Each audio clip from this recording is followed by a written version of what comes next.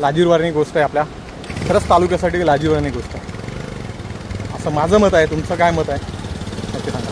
मी एवढ्या टोकाचं का बरं बोलत असेल, व्हिडिओ शेवटपर्यंत नक्की पहा. माझ्यासोबत आहे आज रोशन भाऊ. तर आज आपण आलो आहे पोलादपूर तालुक्यातील सुप्रसिद्ध पर्यटन स्थळ म्हणजेच झुलता पूल. आणि झुलता पूल खरं तर तो दुर्घटनेमध्ये आणि पुरामध्ये वाहून गेला, पण तिथल्या खुणा आणि तिथलं नातं जे आहे पोलादपूरकरांचं ते अजूनही तसंच आहे.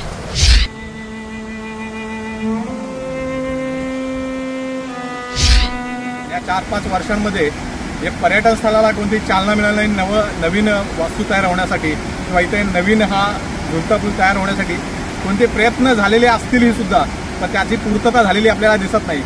तर कुठेतरी हा आपला तालुक्याचा कुठेतरी फेल आहे, कुठेतरी तालुक्याचा हा कमीपणा आहे. आजच्या सोशल मीडियाच्या युगात अगदी लहान सहान ठिकाणेही जगभर गाजत आहेत.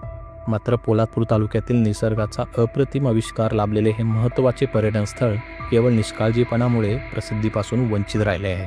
इतकेच नव्हे तर शेजारच्या गागरकोंड गावातील ग्रामस्थांना दैनंदिन ये जा करण्यासाठी असलेला हा महत्त्वाचा मार्गही कायमस्वरूपी बंद झाला. शिक्षण, आरोग्य, रोजगार या मूलभूत बाबींसोबतच पर्यटनाच्या आघाडीवरही पोलादपूर तालुका मोठ्या दुर्लक्षाचा बळी ठरत आहे. आणि हेच आजचे कटू सत्य आहे. हे पर्यटन स्थळ फक्त आठवणी आपण इथे ताज्या करण्यासाठी येऊ शकतो, नवीन आठवणी बनवण्यासाठी येऊ शकत नाही. आपण ना येणारे पर्यटक.